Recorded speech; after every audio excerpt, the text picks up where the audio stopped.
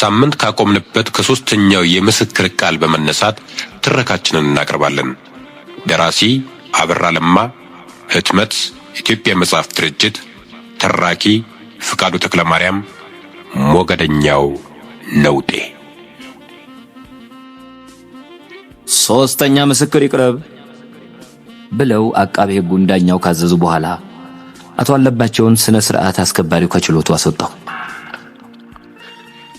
ቀርቧል ጌታዬ አለ እጅ ነስቶ አቃቤ ሕጉ። ስምህ? የተለመደው የዳኛው ጥያቄ ለሶስተኛው ምስክር ቀረበለት። ተከተል ባንጃው አለ ሶስተኛው ምስክር። እድሜ? አላውቀውም እርግጡን። መቼ እንደተወለድክና ስንት ዓመት እንደሆነ አታውቀውም? ታንጀቴ ነው አላውቀውም። ባውኦ መንገዶኝ ብለው ነው። በግምት ስንት የሚሆን ይመስልሃል? አባቴ 14 ዓመት ሳለ ነው አሉ የተወለድሁት። እናቴም ገና ሕፃን ነበረች ይላሉ። እንግዲህ ሁለቱም አርጅተው ከሞቱ 5 እና 6 ዓመት ሆኗቸዋል። ግምቱን በዚህ ውሰዱት። እንግዲህ አልተግባባንም። የእድሜህን ልክ በቁጥር ብትነግረን ነበር እንጂ የሚረዳን ይሄማ አሉና በቅርታ ፈገግታ እንደተዋጡ ሶስተኛው ምስክር ተከተል አቋረጣቸው ዳኛውን። 80 ልበልዎት ይሆን? አልበዛም? እንግዲህ እኔን ተሚያደክሙ እርሶም ቢገምቱትስ ኖሮ። አመላለሱና አነጋገሩ ከሙሉ ከቅንነትና ከግልጽነት የመነጨን ባንተው ያምራል ብዬ ነው። ለምሳሌ ዳኛው ችሎት ባይሆንባቸው ኖሮ ሳቃቸውን የሚቆጣጠሩት አይመስልም። ቀይ ፊታቸው ድልህ መስሎ አይኖቻቸው ይቁለጨለጫሉ። እንግዲህ ቢተንስ 50 ቢተለም 150 ተብሎ ይመዝገባ ጌታው። ዳኛውም ሌላውም ተያይዘው ሳቁ። ተከተል ተደናገጠ። ደህና፣ ለመሆኑ ስራ ምንድነው? አሉና ዳኛው ወደ ሌላ ጥያቄ አመራ። ጥበበኛ? ምን አይነት ጥበበኛ? አንጥረኛ? የምን አንጥረኛ? የጌጥ ነዋ። ኋላማ እቢያል አላጥር። ሟችና ገዳይን ታውቃቸዋለህ? አላውቃቸውም። ጸብ ወይም ዝምድና የለህማ? የለኝም።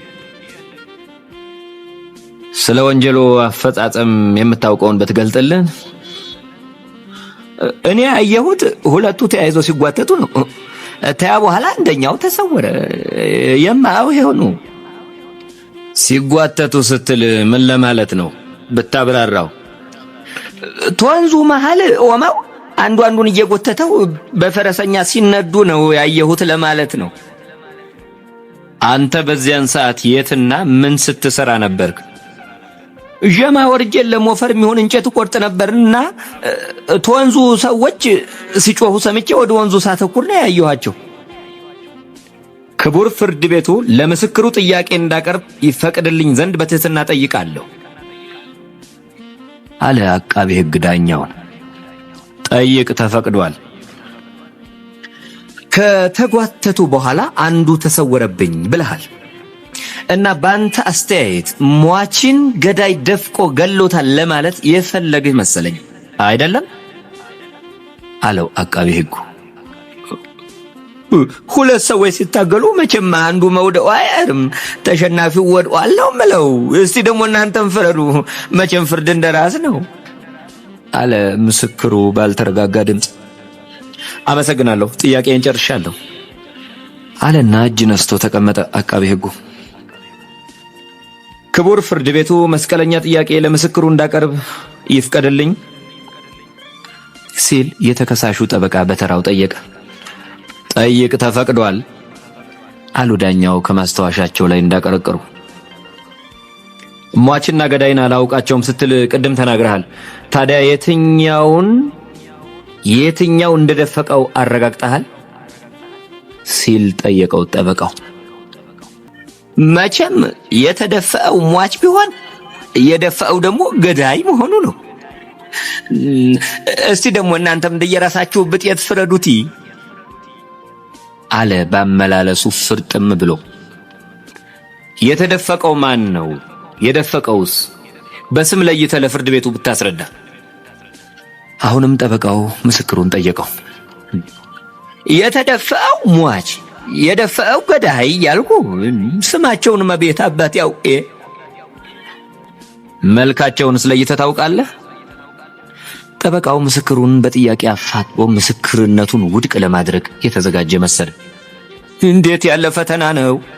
እኔ ያለው ጣፋፍ ላይ እነሱ ያሉት ጀማ መሃል ቤት አባታችን ተጠጋግተን ተያየን ብለው ነው። ክቡር ፍርድ ቤቱ ይህን ቃሉን በሚገባ እንዲያሰፍርልኝ እጠይቃለሁ። ጥያቄን ጨርሻለሁ። አመሰግናለሁ አለና ቁጭ አለ። ለዛሬው እዚህ ላይ ይበቃናል። ሳምንት የተከሳሽ የመከላከያ ምስክሮች ቀርበው ቃላቸውን ይስጡ ብለው ዳኛው ትዕዛዝ ሰጥተው ችሎቱ ተነሳ። የተከሳሽ ጠበቃ፣ የመከላከያ ምስክሮች ቀርበዋል አሉና የችሎቱን ዙሪያ ገብ በዓይናቸው ቃኙ። ዳኛው አልቀረቡም ጌታዬ አለ እጅ እየነሳ የተከሳሹ ጠበቃ።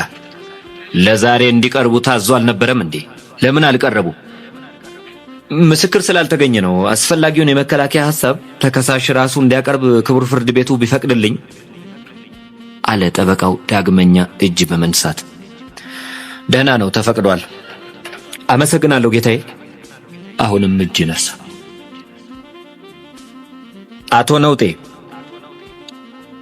አቶ ተፈራ ደበሌን ላለመግደልህ ምን የመከላከያ ማስረጃ አለ አሉና ዳኛው ተከሳሹን ጠየቁት። ኧረ ያጠቧ እንኳን ልገለው እስከ መሞቱም ከእናንተ አፍ ነው የሰማሁት ብዬም አልነበር ጌታ። ታዲያ ይህን ጥያቄ ምደግም ምን አመጣው? አጀብ እኮ ነው እናንተ ሆዬ። በመገረም ኩታውን ወደ አፍንጫው ከአንድ ጎን ጣል አደረገ ነውጤ። አቶ ነውጤ፣ ለተጠየቅከው ጥያቄ መልሴ ነው የምትለውን ብቻ ተናገር። ጀማን አብራችሁ ስታቋርጡ ነበር ወይስ አልነበረም? እንዴታ፣ በሚገባ እንጂ፣ ያውም እጅ ለእጅ ተያይዘን። ከወንዙ መሃል ስትደርሱ ደፍቀኸዋል አልደፈከውም? ምን ሆኑብኝ ጌታው? ጀማ እንደው ለራሱ በፈረሰኛው ግንድ ሳይቀር የሚደፍ ምን ሁም ብዬ ነው ደግሞ እሱን ምደፍ? የንዴት ስሜት ተናነቀው ነውጤ። ከወንዙ መሃል ስትደርሱ ትታገሉ ነበር ተብሏል። ጸቡን የጫረው ማን ነው? በዚያ እጽበት ኧረ እኔና እሱ ምንም ጠብ የለን። በእርግጥ ፈረሰኛው ውሃ ተኔም ተሱም ታለቱም ተግንዱም ተምኑም ጋር ይጋጭ ነበር። ጠባጫሪው እንግዲህ ማን እንደሁ እርሶ የሚያጥሩት። አቶ ነውጤ፣ ሌላ ከወንጀሉ ነፃ ያደርገኛል የምትለው ሐሳብ እንዳለ? አረ በፍጡ ምን ጥፋት ተገኝቶ እንኳን ወንጀል ክፉ አላልወጣኝም እንዴ ነውጤ? መግደል ወንጀል አይደለም ነው የምትለው? አረ ጌታው፣ ይሄ ንግግሮ ያያይመናል። ቲሞት ያላየሁትን ሰው መሞቱን እንዳረጋግጥልዎት ይሻሉ። ይህም አልፈው ገድለኸዋል ይሉኛል። የኔ ጭንቀትን አገር የተመልሼ መቼ ሞቶም እንደው ህርሜን ባወጣሁ በአገርም ታለ ናፍቆቴን በተወጣሁ ነው። ብቻ እንዲያው አጀብ ነው ጌታው። ለመሆኑ ቅድም እንዳልከው ወንዙን እጅ ለእጅ እንደተያያዛችሁ ነበር ዳር ድረስ የተሻገራችሁት? አይ ጌታው፣ መቼ እንቶን ይሄ ፈረሰኛው አንዴ በላያችን ላይ ሲባርብን ባፍና ባፍንጫችን ውሃ እየተጎነጨን ሰማይን ሆነ ምድር ያለንበት ጠፋን እንጂ።